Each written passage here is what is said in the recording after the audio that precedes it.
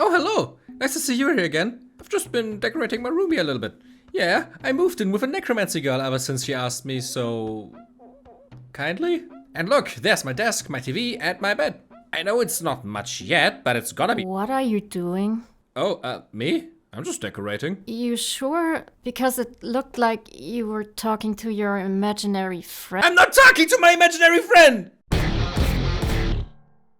The first game of today is not as interesting as I'd like it to be. We are playing as a local village boy who, through sheer chance, came into the possession of the name-giving necromantic dagger Unferat, an ancient artifact that allows us to conjure up our own spells to summon our undead army, which sadly also led to our father being killed and a bounty being put on our head because of it. This shouldn't be too much of a problem though, because we are able to find shelter in the ruins of the old lighthouse where apparently another necromancer resided a long time ago. From which point we have full access to the game's world and mechanics, which are definitely...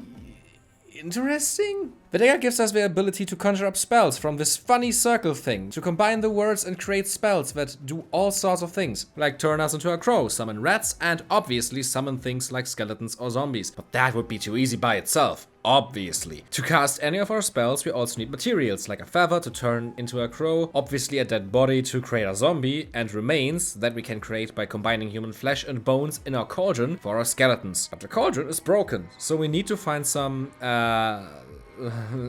let me try that again and... oh shit. Maybe it works for some rats? Not really. Okay, let's just sneak in the mine and get some ore. And by sneak, I mean awkwardly walk into it, collect a few pieces of ore, and then awkwardly walk away again, while the mine workers awkwardly follow you. Yes, this is the top speed. Why do you ask? Now we can create some remains and... necromantic summons can only exist at night. I guess I'm just gonna go and collect some things until nightfall. I'm getting chased again by some humans. Very slowly. Does nobody here know that running exists? Okay, it's finally night. What were the words again? Alright. Ha! It worked! Oh... you're only limited to 2 skeletons in the beginning. Well, I at least can fight back now, and I can get the zombie summon once I leveled up and hopefully increase my army size that way. Hooray! I'm actually able to successfully win a fight now. Very slowly. But I'm not dying anymore at least. Ah, it's daytime again. Okay, can I stop with this? I didn't enjoy my time with this game, not at all. The premise is interesting and the idea of having to combine different words to turn them into spells is a good one, on paper. But there are so many weird and outright bad game design decisions here that I just cannot have fun with this. You already saw how slow you walk in this game. It does get a little better with a crow form, but now you have even more sluggish controls and you cannot change your altitude manually. It's decided by the terrain you click on, because movement is decided entirely by mouse click, so you can't really fly over or up to things unless you're able to actually see the top of it. The magic system also doesn't really feel all that much thought through. On the one hand, you having to actually save the spells in the correct order is an interesting idea and makes you engage with the system by having to memorize the spells. On the other hand, it's relatively hard to sometimes make out the words in the heat of a moment, with them constantly rotating around and the game also not pausing or at least slowing down while you are in this menu. And if you're like me and lack object permanence, good luck trying to remember what the spell even was while you're being attacked. Going into your magic book to check your spells also doesn't pause the game, by the way. Your spells also require resources that you have to craft isn't helping here as well, especially with your summons also being so limited in number after all this. Not to mention them dying when the sun goes up, and you're basically just having to wait and sit around doing absolutely nothing while you're waiting for it to be the time to not get instantly killed by everything again. This all just feels like too many restrictions to be actually fun to me, you know? It just doesn't really feel like this game was playtested to see if the ideas proposed here are actually working well together. I can actually talk about one other thing here. The spellbook itself. There's actually a pretty big number of spells in the game, some of them sounding really cool. Sadly, I wasn't able to see any of them because you need to level up and put skill points into the different ones to unlock them. You'd think the little counter in the UI with the kills might show you the XP, but this is actually for something else. It shows you your human kill count because you progress the story and trigger new events by killing enough people in the world. Leveling up itself is done by killing specific humans or doing certain side quests. And I have to say, I like this. It's an interesting idea to tie your progression to how much you are decimating the local population in a necromancy game. Although I have to say, I would prefer a more classical level up system. There are some skill points you can get from certain kill count thresholds, but it isn't your main source. Everything combined leads to the game feeling like a slog in combat, exploration, and character progression. Like, did Did you know that there's a spell that if you level it up enough makes your minions immune against daylight? Yes, that's awesome. And I managed to level it up high enough right before the sun went up and my skeletons collapsed. Sorry, I can see what this game is trying to do, and I like some of what it is doing, but it's just too much of a slog for me to really enjoy what is going on here. I don't want to wait while doing nothing yet again, just to continue slowly walking through this and slowly killing the enemies while slowly progressing through the story. Give the game a chance for yourself if you found anything I showed here interesting. It's really cheap and the dev really seems to care about this little project, so maybe you can find more enjoyment in it than I did, but for me, it's sadly a C tier. Oh, what do we have here? A roguelite where you play as a necromancer, creating minions to fight in one-on-one battles against pesky humans? Picking up their sorry remains after they inevitably lose to you and using them to create even stronger minions? Hell yeah! Corpse Keeper is an extremely simple game. You choose a level, walk through it, collecting any goodies you find on the way, and when you encounter an enemy, summon your undead to fight against them. And this feels so good. Damn, this is the best way to describe this. The graphics and art style are definitely more divisive, but damn, it feels so good to play this. The way the hits connect, how snappy but still weighty it feels, the sound of the parry and the effects when you win a fight. This is so great. And you know what? I played this directly after I got fed up with Unferat, and I think this little clip from the livestream speaks louder than my words ever could. I'm not really that fast. Time for teleportation magic. Bah! Bah! Come on, hit it. Hit the mouse. What? Get sliced! How do I... Is there a manual way to control how high? I will parry the shit out of you!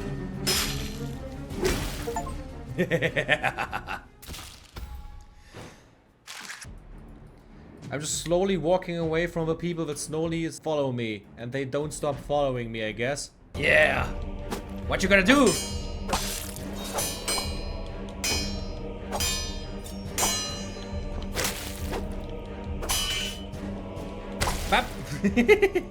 Literally the only usable spell I have right now is fucking rats. I cannot even summon a skeleton or something because I need 50 fucking material. Oh my god.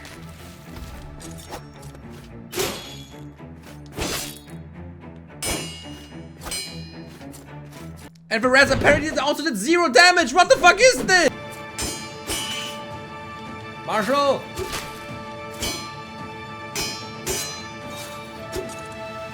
Yeah, I like this a lot more.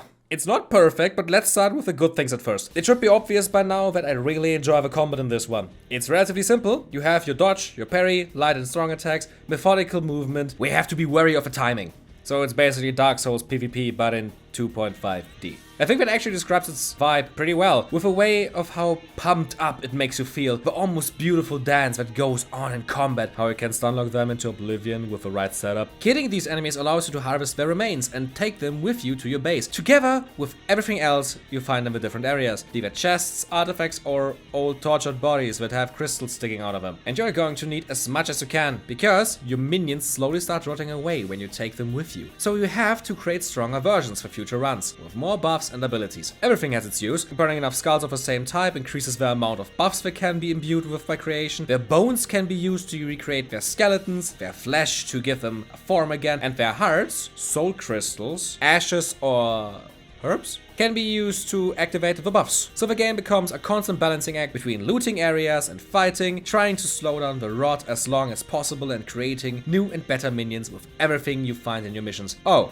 and you also don't want to get hit as much as possible, because they also don't automatically regen their health on return to the hub. You have to use even more flesh to heal them afterwards, or even make them rest for a few in-game days, because they can also break their bones if you're not careful enough. Speaking of days, you are on a timer. You don't have unlimited time for any of this. You have to be efficient, so that you are strong enough to fight against the bigger enemies and unlock the boss. Which is quite hard, I might add. The difficulty spikes pretty early on, so you also have to be careful or your days are going to run out and all of your progress is lost. Luckily, the game is a roguelite, so you keep the ability levels you gain for the different unit types by burning their skulls. And also there's the blood altar, where you can use another resource you get by killing enemies, their blood, to increase the quantity of items you're gonna start your next run with. The game has a very clear focus and all the systems work very well together to offer you a clear goal and gameplay loop. I also really enjoy how it constantly drives you forward by giving you a time limit and not making your summons permanent, thereby forcing you to take risks and go to harder and higher leveled areas to get better materials.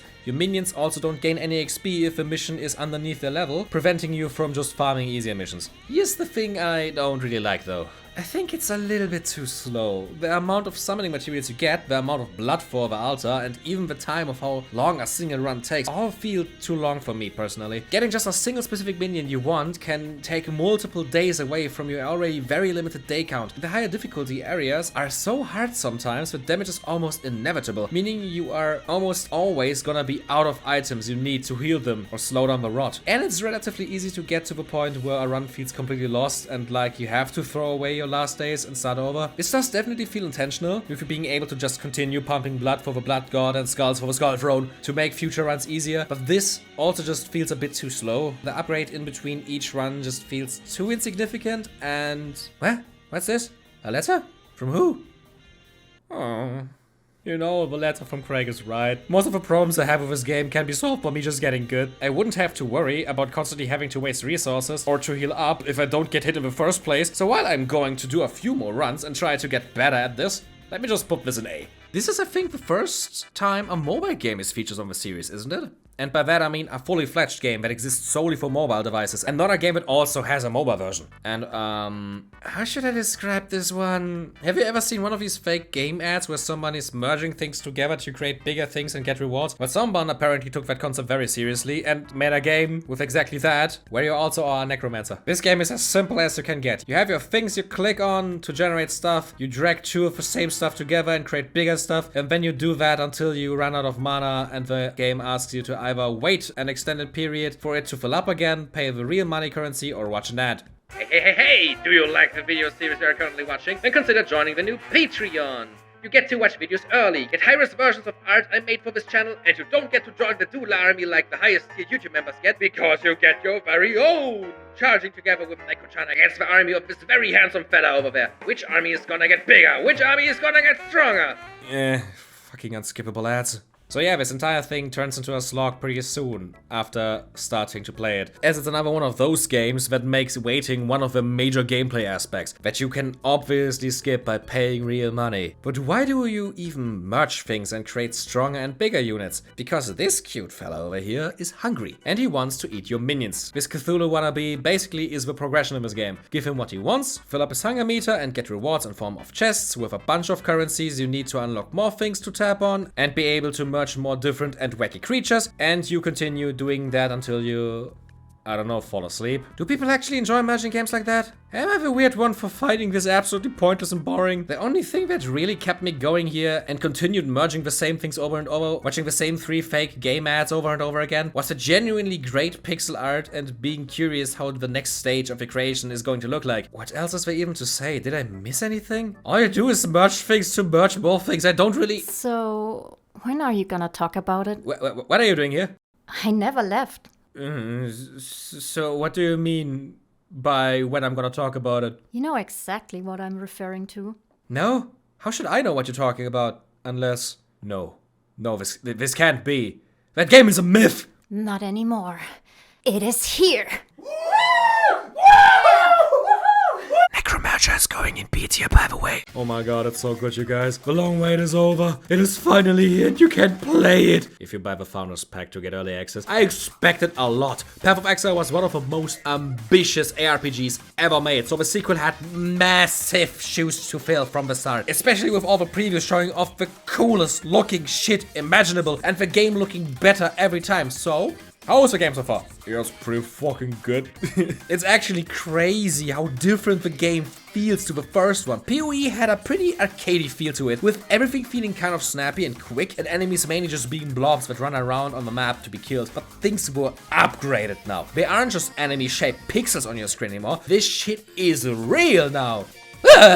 Your character has more of a weight to it. Same with the enemies. They all just feel more real now, if that makes sense. I can't really explain how, but all the enemies left more of an impression on me here than they ever did in the first game, or in any other RPG for that matter. If that's because the enemy density isn't all that high, and therefore they all have a little bit more health to deal with, or if it's because of their beautiful and detailed animations, I don't really know yet. What I can definitely say though, is that the pure movement alone feels already stellar, thanks to this added weightiness. And that's just the beginning. They changed the movement of the game in a lot of other ways as well, like by adding a dodge roll. And I'm so happy it's not like Diablo 4's one, where it has a cooldown and therefore can feel extremely clunky and almost useless in most fights without gear to compensate. But thankfully, the one in PoE2 is unlimited and can be spammed like there's no tomorrow, and the game knows that. It is actually insane how much more active the combat feels here compared to the first game thanks to this. The enemies were designed around your abilities, so they now fight a lot more aggressive, throwing around more projectiles, more AoE attacks, simply more things you actively have to dodge because, well, you can now. Especially the boss fights profited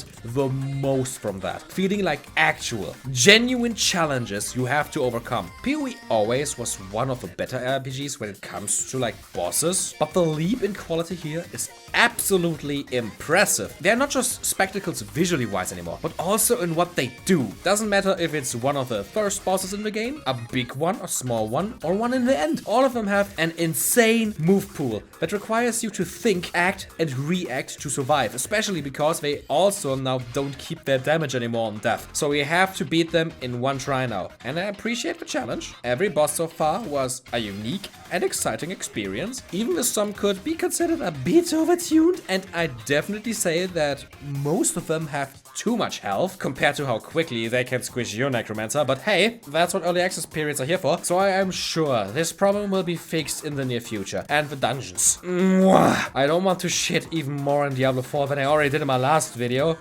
but this is an endgame dungeon in Diablo 4, and this is a normal dungeon in PoE2. You almost can't compare them. It's insane. They also introduced WASD movement, and I never would have believed I'd say that, but I think this is the first ARPG where I prefer the movement like this, which probably comes from everything feeling more weighty, with the added level of control is very much appreciated while trying to dodge roll everything and still keeping your attacks on the enemies. But that was just the basic movement of the game. I have so much more to talk about, like the fact that the game looks this good. Like, oh my god, this game is probably the most beautiful top-down game I have ever played next to Diablo 4. And it doesn't stand under it in any way. Hell, I would go as far as to say it looks better in some areas. But PoE2 just does so much more with it than just being pretty and actually being creative with its setting that Diablo wishes it would have. Every location you go to has its own and unique twist in an established setting that just keeps it fresh the entire way through. The sheer amount of different looking areas is just insane for an early access game that just features the first 3 acts with 4 more still to come. Currently we have the first act where you obviously start on a beach and then head through forest, fields, undead crypts and even thicker forests. The second act where you travel with a caravan that is pulled by slaves that are attached to it directly by piercings in their back. By the way, through a red desert, a black desert with bones in it, and a desert with pillars in it. Yeah, okay, this one is a bit more boring. But hey, it still looks really cool and unique. And the third act, where you march through swamps, jungles, lost civilizations, and time travel into the distant past to see people getting sliced open by sci-fi torture devices. So you're definitely not gonna get bored because of there not being enough variety. But that's enough about the visuals. How about we talk some more about the gameplay of PoE2? And are you ready? I'm gonna rip it off, read carefully, so stay calm. Everything's gonna be fine. Are you ready? Okay. Yeah, the skill tree's back and with a vengeance. not gonna lie, I kind of respect them for not having bended the knee on reworking and simplifying the passive skill tree, the single biggest reason for new players of the series to quit the game after leveling up for the first time. But everyone who played the first one, you can let out a big sigh of relief, because the two biggest changes were made to this system is, for one, that you can now choose if you want to increase dexterity, strength, or intelligence by going through a small node, and the way more important change, you can now respec your tree by spending a small amount of gold at this guy, instead of grinding for an absolutely stupid and rare item currency that's super annoying to efficiently farm. So you finally can actually play this game somewhat casually, just putting your points into things that sound interesting to you while trying to get accustomed to everything, and then respecting when you realize that you could change some things for the better, or decided to follow a class guide because you are a normal human being that doesn't want to study the periodic table times 1,000. Thank God for the search bar to look for keywords, otherwise I would have never found anything in this thing. Speaking of skills, they work completely differently to before. Remember in the first game where you had to slot in your active abilities as gems into your weapons and gear that you then had to slot together with support gems to make them better, and being completely frustrated over RNGs is not giving you a gear piece with a combination of slots that you actually need to insert all of the gems you need, not to mention actually finding the gems you want? Well, say goodbye to that, because you don't slot them into your gear anymore. You slot them into an entirely different menu now, where you put the active skill gem in the big slot and then the support gems into the smaller ones next to it, being able to increase the number of support slots with an item you naturally find while playing the game. By doing this, they also remove the color of the different slots, allowing you to unfold the entire potential of your gems by removing all the annoying and frustrating RNG. They also completely changed how you collect gems in general. You don't find specific gems anymore, you just find uncut ones with different levels, allowing you to choose the specific active and support gem you want, with none of them even being class specific, and allowing for ultimate freedom and experimentation, even giving you recommendations for what support gems you should slot into what active gem. The sheer amount of possibilities here is insane, and all of the changes implemented here invite you to experiment so much more than you ever could in the first game. And don't think that any of the changes implemented that I talked about so far made the game in any way less complex than the first one. They somehow managed to make every system simpler and easier to understand, while at the same time not doing that at all, and still being a super newbie unfriendly game, especially with the game still being pathetically bad at explaining its systems to you. So I'm just really happy to have people in my community that actually know what the fuck they're doing in this game, that are playing together with me on the public Discord and helping me through every problem I face. You don't socket stuff in your gear anymore, which does free up a bunch of gear pressure, makes it a bit easier.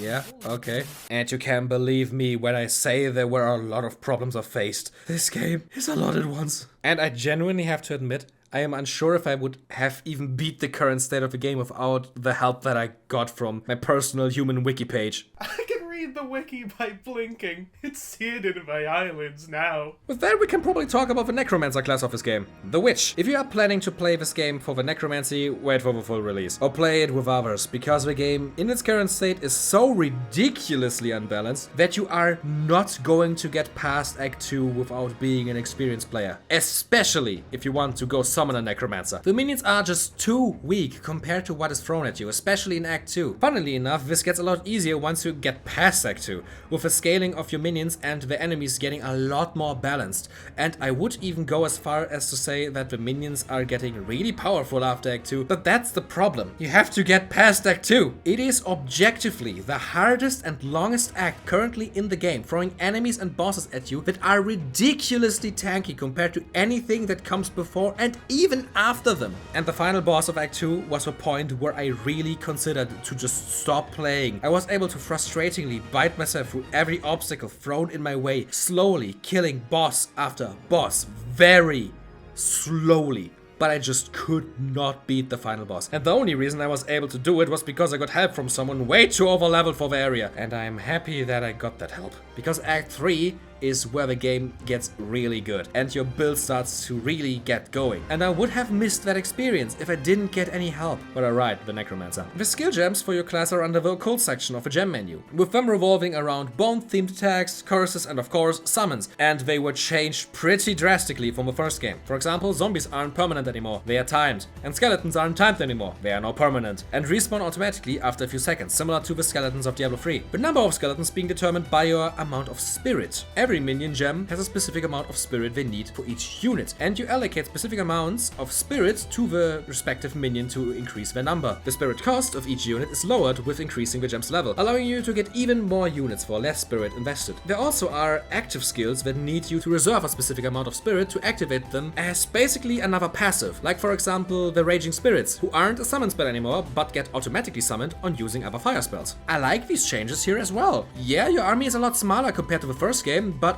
it feels a lot more methodical than before because of it, with you having a specific resource dedicated to increasing the number of summons you have. Although I have to say, I kinda miss having a skill that just summons like a few dozen skeletons at once. The problem here is, like I've already mentioned earlier, that the class just feels way too weak for the entire second act and only starts to get better afterwards. And it really does turn into a fun class. How about we talk about a few things I did not like now? About things where I would even go as far as to say that I hate them. A big thing that I did not really like about the first game was the Ascension dungeon you had to do to get skill points for your Ascension class. Something pretty important. And it was just a really long and annoying dungeon that you had to go through multiple times, with it just getting longer and more annoying each time. And that system returns here in Act 2 of Path of Exile 2 as well. Just even more shit. It's trying to go down a more roguelite route, I think. Fading completely at it. You get to choose a room with different challenges to complete, like killing specific strong enemies, dodging traps, surviving, and so on. Some rooms also give you some buffs or some debuffs, pretty basic stuff. But here comes the kicker. You have a second health bar here that you cannot refill with your potions. The only way you can refill this second health bar is sometimes as a reward for completing a room. And if it depletes to 0, you have to start the entire thing over from the beginning. And it's the most unbalanced and unfun thing currently in this game. This dungeon is such a boring slog where you just do the same few brain-dead challenges one after another, getting rewarded with a devastating debuff that makes you significantly weaker, and then throwing a boss at you that feels like he doesn't account for you not being able to heal. Spamming a fuck ton of AoE attacks that don't seem to even despawn, filling up the entire area until you just die. Hell, the only reason I beat the dungeon was after a few runs I got a buff that made me insanely OP in here and basically made me rush through it. And I know that this game relies a lot on RNG systems, but this is just too much. Making my success in this dungeon, and therefore my ability to ascend my fucking class, this reliant on me getting a good run, is just frustrating beyond belief. If I want a game where my success is highly dependent on the upgrades I find during a run, I just play an actual roguelike. Sadly, I don't even like the Ascension classes that much currently. There isn't really one that is focused on minions yet, so I just went with the one that gives you a permanent burning dog summon. There's also another Ascension dungeon in Act 3 that you also have to do for more of the Ascension skill points. And it's basically the same thing, but instead of sometimes giving you maybe buffs or debuffs, it always gives you a new annoying effect that constantly attacks you while trying to kill the waves of enemies. At least you don't have a fucking second health bar here. It's just still so annoying though. You also have to go through all 3 current acts 2 times. Once on normal and then hard before unlocking endgame, which, as far as I have understood, they did so that you are the correct level that you are actually supposed to be in the endgame. It's just kind of boring having to do everything again, just slightly stronger before you can actually progress further. But after you've done all that, you can finally get to the real meat of the game. The campaign basically just being a prolonged tutorial in the eyes of the community. And how is the current endgame? This is probably the point where I should mention that I did beat the original game, but never got into the endgame and the map system, because it suddenly requires me to throw away my entire build and optimize the shit out of everything to even have a chance here. And is that any different of a sequel? No, it isn't. It's the exact same thing, with the difficulty suddenly spiking and everything being super hard, with you basically having to throw any experimentation and weird combination of skills out of the window and optimize. And I just don't like that. I'd go as far as to say that I hate that. I'm the type of player that is always taking the most fun route over the most optimal one in his games. So the game basically just going, what? You find this combinations of skills more fun? Then fuck you and die. always just super frustrating to me. Not to mention that they made the absolutely stupid decision to remove you having multiple tries on a map. You still get all 6 portals, similar to how it was in the first game, but once you accidentally die to something you barely saw rushing towards you, it's game over and start again with a new one. With the game obviously not mentioning that change and confusing the shit out of me. And here is the thing, I actually did optimize my build this time. I asked my friend Charlotte, my personal living wiki again, to help me optimize, and wanna know a funny thing? We changed a few active and passive skills around to have everything synergize better with each other, and also basically changed every support gem I had slotted in, because the funny thing actually is none of the recommended support gems for each skill are actually the ones that you really wanna use. So good luck to anyone who doesn't have a translator for the eldritch being they call the sheer amount of text they expect you to read and memorize to get anywhere in this game.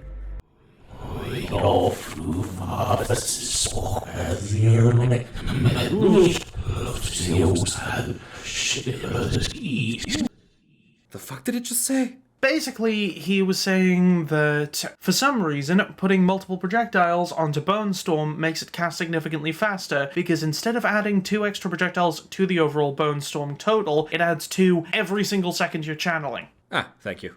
And the exact thing I said would happen has happened. Yeah, my build is better. I can get through the maps now with relative ease, but I don't have the skills I enjoyed the most anymore. Because the skills and combinations I wanted to use are simply not as strong as this, which is the reason why the entire endgame has lost me before it even started. I stopped caring and playing the game after having done just 7 maps of endgame. And I don't think I will return before the full version releases. Which is just sad in my opinion, because the endgame looks so interesting. The sheer amount of customization is just insane, but what use do I get out of this customization if I am not allowed to actually enjoy the game with a setup that I personally enjoy the most? And being forced to just use something everyone else uses because it's simply the best and sometimes only thing that can clear certain content. Also, the endgame maps that I have done all felt like they completely flush down the level design and just throw you into open areas with a bunch of random enemies in them. The game in general has some absolutely massive and open areas, but most of them have good design with walls and stuff. These are just big, with nothing in them besides enemies. Not even a boss in the end with most of them, so I sometimes didn't even know I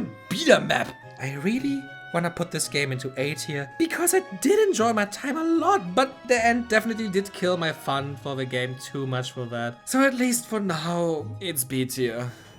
Remember this one? Yeah, the full version of Monsters Domain released. Is it any better than the prologue demo we looked at a while ago? What do you think? The beginning of the game is almost the exact same as in the prologue demo, which now makes me question why it's called a prologue when it's literally just the beginning of the game, unless it's supposed to mean that it's a demo of a prologue? Same annoying enemies, same clunky combat, same pointless dungeons, same brainless puzzles. Biggest difference to the demo so far is that the final boss is actually beatable this time. Do you remember the guy you had to beat and then like 5 meters further had to fight again, but this time he is unkillable? So what happens after you manage to defeat him? The game turns into a town builder.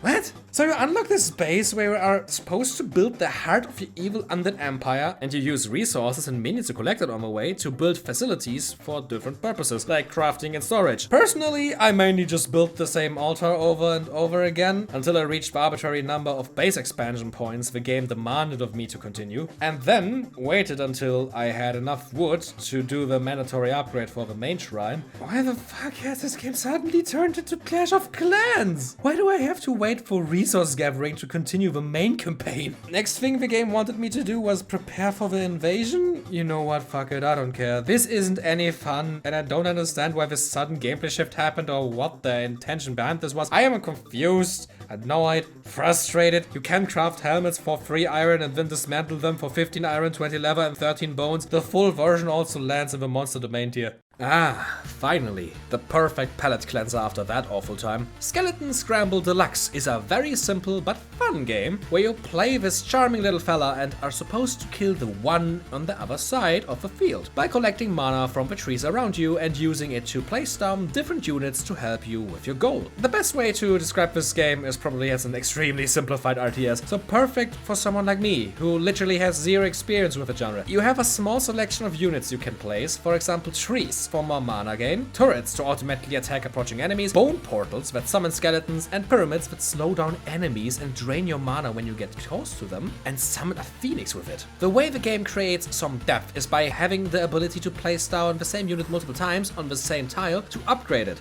The tree, for example, turns into a magnetic tree that collects mana for you, to then a bee tree that collects mana in a wider area, and then a forest titan that charges at the enemy. The bone portal turns into a skeleton cleric, buffing other skeletons around it, and the pyramid turns into a shaman that deactivates all enemy turrets on the map for a short period of time. So there is definitely a lot of strategy involved in this game, even with it being so simple, both in visuals and mechanics. And with this little selection of units, you fight yourself through a bunch of different difficulties where the enemies try to employ different strategies by having different focuses, with one maybe focusing on turrets and the next in sheer skeleton quantity. This game oozes charm out of every pixel, and I'm also pretty sure that every sound effect in the game is just the developer making them with his mouth. It's a short but very fun experience, and I'm definitely gonna play it for a few more rounds against some friends. It deserves to be an A tier. Oh man, this game is such a big spag for me. Little King Story is a different take on the Pikmin formula, with you running around the world with a little army of goobers following you and throwing them on enemies. But here, instead of being sci-fi with little creatures running around on Earth, everything has a fairy tale picture book aesthetic. You are the chosen one, and therefore made king. King of a glorious and beautiful kingdom that needs more funding to get anything done. So you take your villagers and raid your neighboring kingdoms for loot you can sell at the end of the day. Expanding your kingdom, building houses, and giving your villagers dedicated jobs. And once you have built everything there is to build and ran out of space, you can expand into other territories, forcefully taking their land from its inhabitants and throwing parties with your people being dressed as the indigenous groups we just eradicated. Yes, I also did not expect a game that looks like this to have a plot with such dark topics. After defeating the first bigger boss in the game, the plot even unfolds into us swearing to defeat all the other kings in existence and achieving world domination. But come on, can you be mad at someone who looks as adorable as this? You know you can't. And the entire game is this adorable. Except for the story, everything here is so brutally cutesy and playful. You basically cannot walk around this world without a smile on your face while you're committing war crimes. And what would an insane plot in a children's game be without its equally insane characters? Obviously, there's your advisor, that is definitely not evil and manipulating you into fulfilling his power fantasies, but you meet so many insane and fun characters in this journey that it never gets boring. The religion of my kingdom is soup.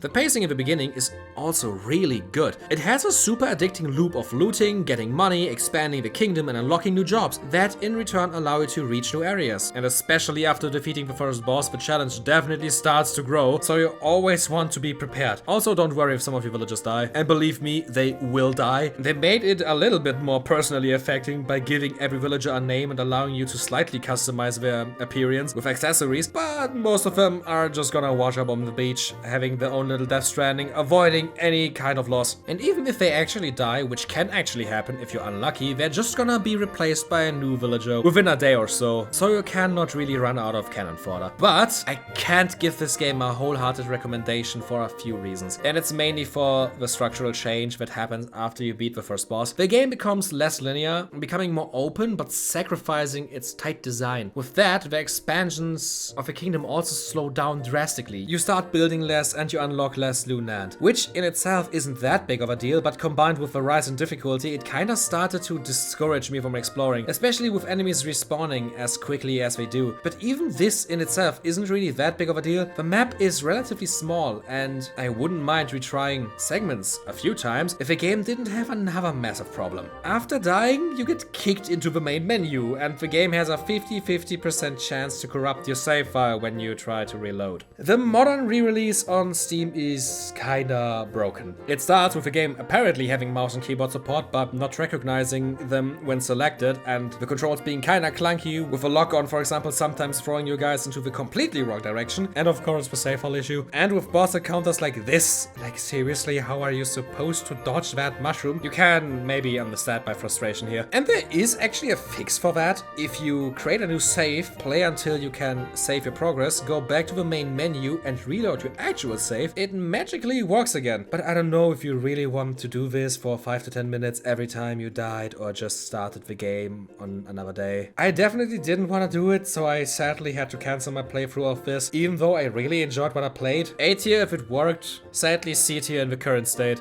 Ever got bored of your normal life? Modern PCs and gaming is just too much for you, and all you ever dream about is being an office worker with a Windows 98 computer? Well, then I have a game for you. Necromancer Accountant is exactly what the name implies. You're a necromancer settling down in a new area, but in true necromancer fashion, you don't do any actual work for that. You just tell your minions what to do through your little Windows 98 program. In the beginning, you have two important resources, necromancy and corpses, and every minion you want to create has a specific necromancy cost, while all require just one corpse each to be created. But those little skellies are just worker skeletons. They can't really fight, and we obviously need a capable army in our eternal mission of conquest, but the ones with actual weaponry require more than just a body and some necromancy energy. They obviously also need the weapons itself, so you allocate your workers to gather wood, stone and iron to then be able to build dedicated buildings for example swordsmithing, where you then in return allocate even more of your workers to actually start creating swords. It's the eternal struggle of wanting to do one thing, but you need more of another thing for that, but for that you need more of another thing, which in return needs more of the next thing, and so on, which definitely has its addictive charm to it. Problem here is though, the locals aren't really happy with a necromancer having settled down near them, racist shit, and start attacking you periodically, so you don't just have to build up your armies to maybe, perhaps, definitely attack and raid close villages, you also have to sacrifice units of yours to keep your health pool high enough, which you have two of, one for physical attacks and one for assassinations, and this is really hard. Every unit type gives a different amount to your two defenses, most of them giving significantly more to your physical one, which led to me getting assassinated countless times. There probably is a better way to keep your defenses in check that I haven't found yet, because the game is really bad at explaining itself. The only kind of tutorial here being this little manual you can click through yourself, that obviously led to me forgetting like 2/3 of it when I actually started playing the game. Also, just a side note, this is how the game looked on my screen. It automatically scales everything to your screen's resolution, but the actual UI doesn't seem to be affected by that. And I also didn't find a way to change that, so I've just been zooming in for you. The game not really explaining itself all that well led to many moments where I started learning things the hard way. The most devastating of those was when I tried to take over a village for the first time. I thought my army was bigger than the village, so that should be an easy win, just for them to completely annihilate my entire army. What you're actually supposed to do is build multiple facilities that allow you to either weaken the villagers by, for example, bribing some to run away or smoking them out, or strengthen yourself, and then go through multiple rounds where you start decimating your own and the villagers' army, depending on the amount and type of units you have. It's actually not even that hard, it's just like I said, really badly explained. There's also a few other systems where I'm genuinely unsure if the game is also bad at explaining them correctly or if they just don't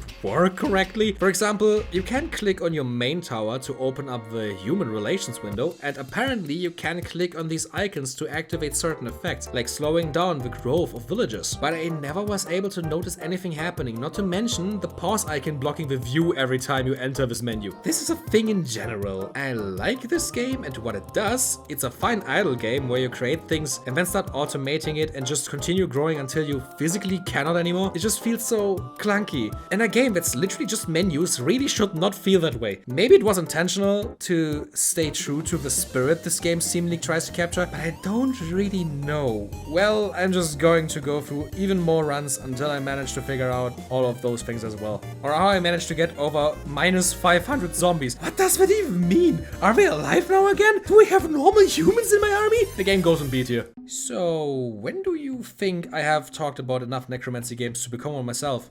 Wait, you thought you can become one by talking about necromancy games? Yeah, is that not how it works? How did you become one? I just learned the spells.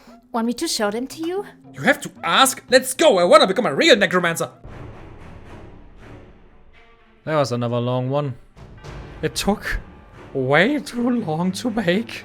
But hey, that's what happens when you talk about a single game for like half an hour. Also, this video would have probably been out like 2 weeks ago if it wouldn't have been for Monster Hunter devouring my free time. But hey, I hope you enjoy this as much as I enjoyed making it.